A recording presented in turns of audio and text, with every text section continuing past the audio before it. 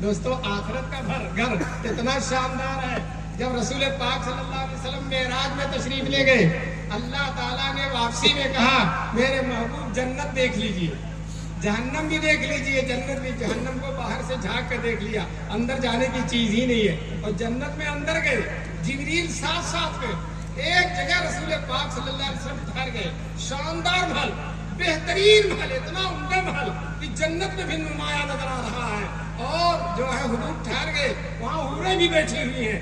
حضرت حضور پاک نے جبریل سے کہا اے جبریل یہ کس کا محل ہے, یہ شاندار محل کس کا ہے؟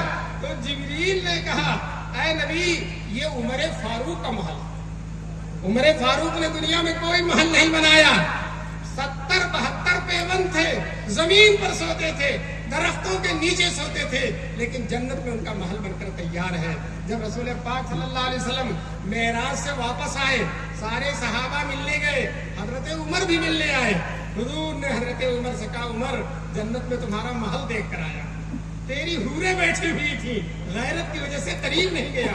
حضرت عمر کی آنکھوں میں آنسو آ گئے. کہا اے اللہ کے رسول آپ سے کیا غیرت, مسلمانوں یہ کامیابی ہے کہ جنت میں محل بن جائے. خلیل آباد میں محل بن جانا کوئی بہت بڑی کامیابی کی بات نہیں ہے. اللہ تبارک تعالیٰ ہم سب کو جنت کا محل بنانے کا. اور میں آخر میں, مجھے تو یہ کہا گیا تھا 10:30 بجے 11:30 بجے پروگرام ختم ہو جائے, اور 11:30 بجے کے بعد مجھے بیٹھایا. تو میں سمجھتا ہوں کہ میرا بیٹھنا پروگرام کا ختم ہونا, میں تو ختم ہونے کے بعد تقریر کر رہا ہوں. بہرحال جو ہے آخری بات یہ کہتا ہوں, زیادہ لمبا وقت نہیں لوں گا. میں آج آپ سے بتا دوں, گیا ضلع, بہار میں گیا ضلع, وہاں سے چل کر پٹنہ آیا, اور پٹنہ سے لکھنؤ آیا, اور لکھنؤ سے خلیل آباد آیا, اور خلیل آباد سے مگہر گیا, اور مگہر کے بعد آپ کے یہاں تشریف بیٹھا ہوں, اور ابھی ساتھا جانا ہے, اور صبح لکھنؤ جانا ہے. بہرحال یہ آپ لوگوں کی دعاؤں کی برکت سے اللہ تعالیٰ نے اتنی ہمت دے دی ہے. آج کل ہم مسلمانوں کے لیے شرم سے ڈوب مرنے کی بات ہے. ہماری بیٹیاں, ہماری لاڈلیاں, ہمارے نبی کی نور نظر, ہمارے نبی کو عورتوں سے, ان بچیوں سے اور مسلمان عورتوں سے بے پناہ محبت ہے. حضور فرماتے ہیں عورتیں میری آنکھ کی ٹھنڈک ہے, میری آنکھ کی ٹھنڈک ہے. وہ عورتیں, وہ مسلمان بیٹیاں, وہ مسلمان بہنیں جو ہمارے حضور کی آنکھ کی ٹھنڈک تھی, آج حضور کے دشمنوں کی آنکھ کی ٹھنڈک بننے کی کوشش کریں. ان کے گھروں میں جا رہی ہیں, خاص طور سے جو کالیوں میں مطلوب تعلیم حاصل کرتی ہیں, بے محابہ موبائل استعمال کرتی ہیں. مجھے معاف کر دیجئے, مردوں سے زیادہ عورتیں موبائل استعمال کرتی ہیں, اور مردوں سے زیادہ خراب فیکشن یہ دیکھتی ہیں. ہم ٹرین پہ بیٹھے رہتے ہیں تو مرد کا موبائل تو جیب میں رہتا ہے, لیکن عورت کے نہ جیب ہوتی ہے نہ اس کا موبائل جیب میں ہوتا, ہاتھ ہی میں ہوتا ہے, اور کیا دیکھتی چلی جاتی ہے.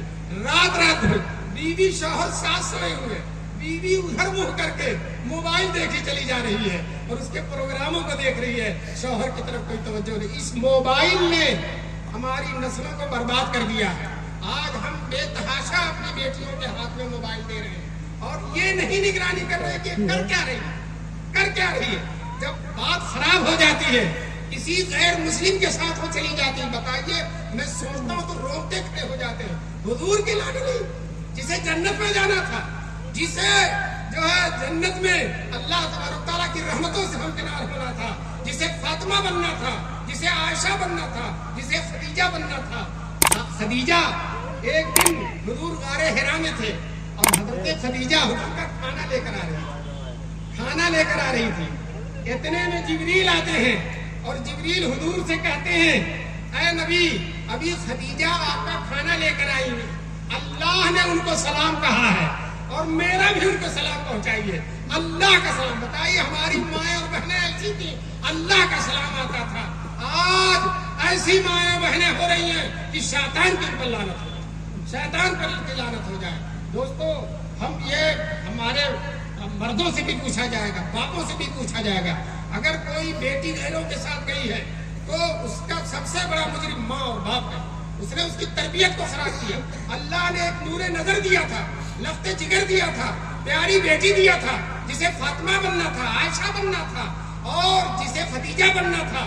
جسے ام سلمہ بننا تھا اور جسے ام حبیبہ بننا تھا، اور آج صورتحال یہ ہے کہ جو غیروں کے ہاتھ میں جا رہی، ایمان ختم، ایمان سے ہاتھ ہو کر، اور یہ بچیاں ناقص عقل کی ہیں، تھوڑی سی لالچ، تھوڑی سی لالچ، تھوڑی سی نفسانی خواہش میں اپنے آپ کو برباد کر دیتی ہیں۔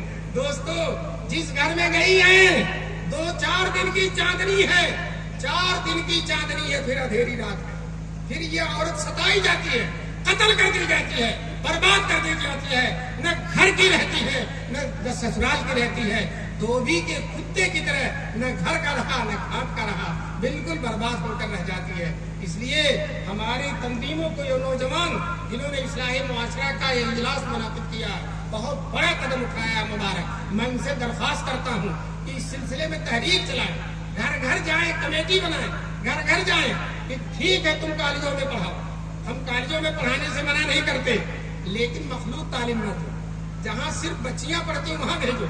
اور آج کل تو ماشاءاللہ ہمارے مسلمانوں نے بچیوں کے کالج کھولنا شروع کر دیا، اسکول، عربی اسکول، جو عربی مدرسے ہیں اس میں انگریزی پڑھائی جاتی ہے، سائنس پڑھائی جاتی ہے، جغرافیہ پڑھائی جاتی ہے۔ سچ کہتا ہوں کالجوں میں 2-2 سال میں، 3-3 سال میں جو انگریزی پڑھائی جاتی ہے، ہمارے عربی مدرسوں میں 1 سال میں اس سے زیادہ انگریزی پڑھا دیتے ہیں، قرآن بھی پڑھا دیتے ہیں، حدیث بھی پڑھا دیتے ہیں، حضور کی سیرت بھی پڑھا دیتے ہیں، عفت و پاک دامنی بھی پڑھا دیتے ہیں، حیا اور عصمت کی چادر بھی ان کو دے دیتے ہیں۔ کتنی خراب بات ہے کہ پھر ان کو اسکولوں میں بھیجیں، آپ ان مدرسوں میں بھیجو۔ سچ کہتا ہے اس مدرسے میں جائے گی، قرآن پڑھ لے گی، عالمہ بن جائے گی، حدیث پڑھ لے گی، بخاری شریف پڑھ لے گی، اور اس کے ساتھ ساتھ BA اور BD انگریزی بھی پڑھ لے گی۔ تو یہاں بھیجو، غیروں کے ہاتھ میں نہ بھیجو۔ یہ تمہاری لخت جگر نہیں ہے، یہ تمہارے نبی کی لخت جگر ہے۔ حضور نے عرفات کے میدان میں جو آخری حج کیا تھا، اس میں حضور نے فرمایا تھا استوصوا بالنساء خیرا، اے مسلمانوں عورتوں کے بارے میں میری وصیت قبول کرو، اچھی وصیت قبول کرو۔ تو عورتیں ہماری بیوی بھی ہیں، اور عورتیں ہماری بیٹی بھی ہیں، اور عورتیں ہماری بہن بھی ہیں، ان سب کے بارے میں حضور نے وصیت کیا ہے۔ اس لیے مسلمانوں ہم سب کو حضور کی وصیت کا لحاظ کرنا رکھیں گے انشاءاللہ۔ ارے ہاتھ اٹھائیے، حضور کی وصیت کا لحاظ رکھیں گے انشاءاللہ۔ اپنے بیٹیوں کی، بہنوں کی اچھی تربیت کریں، عربی مدرسوں میں بھیجو، پردے کے ساتھ تعلیم ہوگی، اور انگریزی بھی ان کو آ جائے گی، اور جو ہے ان کا دین بھی بچا رہے گا، ان کی حیا بھی بچی رہے گی، پاک دامنی بھی بچی رہے گی، عفت و عصمت بھی بچی رہے گی۔ وہ عائشہ کا نمونہ، وہ فاطمہ کا نمونہ، وہ خدیجہ رضی اللہ تعالیٰ عنہ کا نمونہ بن کر رہیں گے۔ اس لیے اس موبائل کی خرافات سے اللہ تبارک تعالیٰ ہماری نسلوں کو بچائے۔ عورتیں زیادہ متاثر ہوتی ہیں، نوجوان تو جو جوان مرد ہے وہ جتنا جو ہے 5 دن میں بگڑے گا، عورتیں 5 منٹ میں بگڑ جائے گی۔ وہ جلدی اثر قبول کرتی ہیں، نرم دل ہے، جلدی اثر، اچھائی بھی جلدی قبول کرتی ہے، برائی بھی جلدی قبول کرتی ہیں۔ یہ جو ہم وعد و نصیحت کرتے ہیں، آپ جتنا متاثر ہیں آپ سے زیادہ عورتیں متاثر ہیں۔ تو نیکیوں سے بھی متاثر ہوتی ہیں، برائیوں سے بھی متاثر ہوتی ہیں۔ یہ فطرت کی کمزوری ہے ان کی کہ اچھائی کو بھی قبول کرتی ہیں، برائی کو بھی قبول کرتی ہیں۔ ایک طرح سے تو یہ فطرت اچھی ہے کہ اچھائی کو قبول کرتی ہے، لیکن دوسری طرف یہ فطرت بری ہے کہ برائی کو بھی اتنی جلدی قبول کرتی ہے۔ ہمارے بچے غیروں کی عورتوں سے اتنی شادی نہیں کرتے جتنا ہماری بچیاں غیروں کے مردوں سے شادی کرتی ہیں۔ کیا بات ہے، دھوکہ جو ہے، اور اس میں ماں باپ کا بھی تھوڑا سا قصور ہے، اور ماحول و معاشرے کا بھی قصور ہے۔ اصلاح معاشرہ ہم نے شادی کو مہنگی بنا دیا۔ جب تک سودی قرض نہیں لے گا، جب تک گھر نہیں بیچے گا، جب تک بڑے بڑے مالدار بھٹا چل رہا، لیکن بیٹی کی شادی کے لیے پھر بھی گھر بیچ رہے ہیں، پھر بھی زمین بیچ رہے ہیں، اس کے بغیر ہو نہیں سکتا۔ معاشرے میں عزت نہیں ملے گی۔ تو ہم نے اپنے معاشرے کو بالکل خراب کر رکھا ہے۔ اگر ہم نے شادیوں کو آسان کر دیا، نوجوانوں طے کر لو، تمہارے ہاتھ میں ہے معاشرے کی اصلاح، تم طے کر لو کہ انشاءاللہ ہم اپنی شادی میں جہیز نہیں لیں گے۔ ارے طے کر لو، ہاتھ اٹھا کر طے کر لو، انشاءاللہ ہم اپنی شادی میں جہیز نہیں۔ اگر جہیز نہیں لوگے شادی آسان ہو جائے گی۔ اور یاد رکھو حضور نے فرمایا سب سے نوجوان ہاتھ اٹھائے ہیں لیکن لیں گے۔ کچھ نوجوان ان کے چہرے سے پتہ چل رہا، ہاتھ اٹھا دیا لیکن یہ لالچ چھوڑو، یہ لالچ چھوڑو. دیکھو تم کو بیوی کا باپ مالدار نہیں بنا سکتا, تم کو اللہ مالدار بنائے گا. تم اللہ پر بھروسہ رکھو. تم چاہتے ہو کہ بیوی کے گھر سے مجھے کار مل جائے, اس کار کو لعنت ہے جو پسندیدہ نہ ہو, اس کار کو لعنت ہے جو پسندیدہ نہ ہو.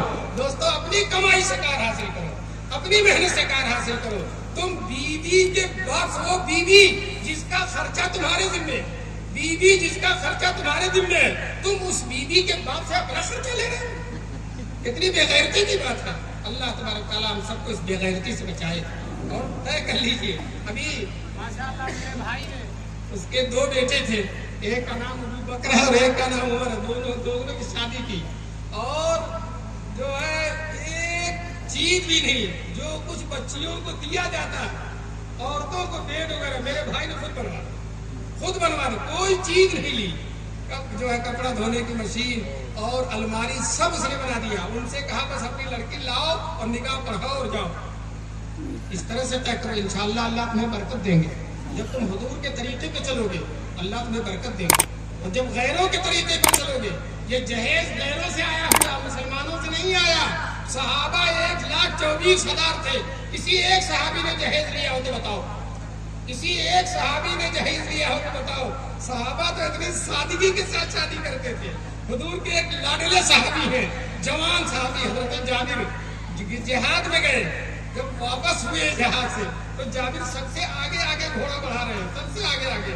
حضور نے کہا جابر جلدی کیا, اتنی جلدی کیوں جا رہے ہو؟ تو کہا اللہ کے رسول میں نے شادی کر لی ہے, اور شادی کیا, جہاد کا اعلان ہو گیا, چلا آیا میں, اب میں جلدی جلدی جا رہا ہوں کہ بیوی سے ملاقات کروں, اس لیے میں جلدی. حضور نے کہا اچھا تم نے شادی کر لیا, اب بتاؤ ہمارا کوئی رشتہ دار شادی کر لے اور ہمیں نہ بتائے تو اس کے گھر ہم جائیں گے, اس سے رشتہ رکھیں گے. حضور کے صحابی ہیں. صحابی جو ہوتے ہیں وہ بیٹے سے بھی زیادہ پیارے ہیں اور نبی باپ سے بھی زیادہ پیارا ہے. لیکن جابر نے شادی کر لی اور حضور کو بھی نہیں بتایا. حضور کہتے ہیں اچھا شادی کر لی, پھر حضور کو بھی مذاق سمجھا, مذاق فرما. کہا نئی عورت سے کی ہے یا پرانی عورت سے کی ہے, نئی عورت سے کی ہے یا پرانی عورت سے کی ہے. اللہ کے رسول دیکھیے صحابہ سے مذاق فرما رہے ہیں. تو جابر نے کہا اللہ کے رسول پرانی عورت سے, عمر دراز عورت سے شادی کی. حضور نے کہا تم جوان اور عمر دراز عورت سے, اپنے عمر کی عورت سے شادی کرتے, وہ تم سے کھیلتی تم اس سے کھیلتے, تم نے بڑی عورت کی عمر سے کیوں شادی کی, بڑی عمر کی عورت سے کیوں شادی کی؟ تو حضرت جابر کتنا اچھا جواب کہتے ہیں اللہ کے رسول میرے باپ کا انتقال ہو گیا اور غزوہ احد میں شہید ہو گئے, اور 7 بہنیں چھوڑ کر گئے, میری 7 بہنیں, 7 بیٹیاں اپنی چھوڑ کر گئے ہیں, اور وہ سب شادی شدہ نہیں ہے.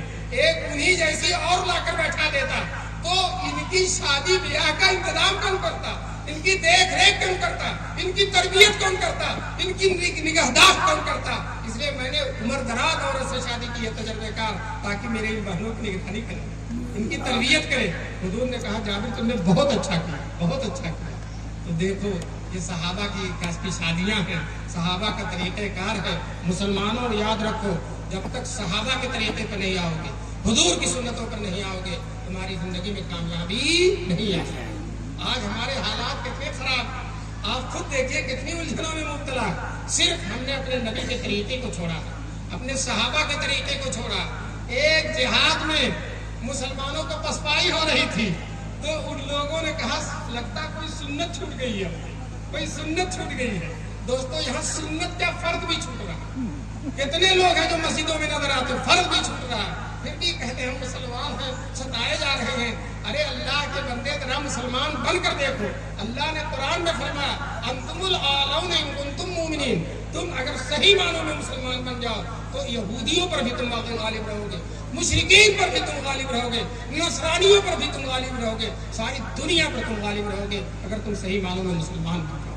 اللہ تعالیٰ ہم سب کو صحیح معنوں میں مومن اور مسلمان بننے کے اور اصلاح معاشرہ کا یہ جلسہ جس میں ماشاءاللہ حضرات دیر تک بیٹھے رہے, جن جوانوں نے اس کے لیے کوشش کی ہے, اس کی اجازت حاصل کی ہے, اس کے لیے تگ و دو کیا ہے, مال کو محنت کو صرف کیا ہے, اللہ تبارک تعالیٰ پورے خلیل آباد والوں کی طرف سے ان کو بہترین بنا. اور ہم چاہتے ہیں یہ خلیل آباد پیغمبروں کا, خلیل پیغمبر تھے نا, پیغمبروں کی طرف اس کی نسبت ہے, ابراہیم علیہ السلام کی طرف. کہتے ہیں تیری نسبت براہیمی ہے, تیری نسبت براہیمی ہے، معمار جہاں تو ہے، تیری نسبت براہیمی ہے، تو خلیل آباد کے لوگوں ابراہیم خلیل اللہ کی تو لاج رکھو۔ یہ صحیح ہے کہ تم مہمان نواز ہو، اس کو میں مانتا ہوں، مہمان نوازی یہاں کی بہت زبردست ہے، جب سے آیا ہوں کھاتے کھاتے تھک گیا۔ مہمان نوازی تو بہت ہے، لیکن صرف مہمان نوازی ہی نہیں، ان ابراہیم کان امۃ قانتا للہ حنیفا، ابراہیم ایک امت تھے، اللہ سے ڈرنے والے تھے، اللہ کے سب کو چھوڑ کر اللہ کی طرف مائل ہونے والے تھے۔ تو اے خلیل آباد کے لوگوں، تمہیں بھی دیندار بننا ہے، تمہیں بھی اللہ کی طرف مائل ہونا ہے، تمہیں بھی عبادت گزار بننا ہے، تمہیں بھی دیندار بننا ہے۔ اللہ تعالیٰ ہم سب کو حضرت خلیل اللہ کے نقش قدم پر چلنے کی توفیق نصیب فرمائے۔ وآخر دعوانا الحمدللہ رب العالمین۔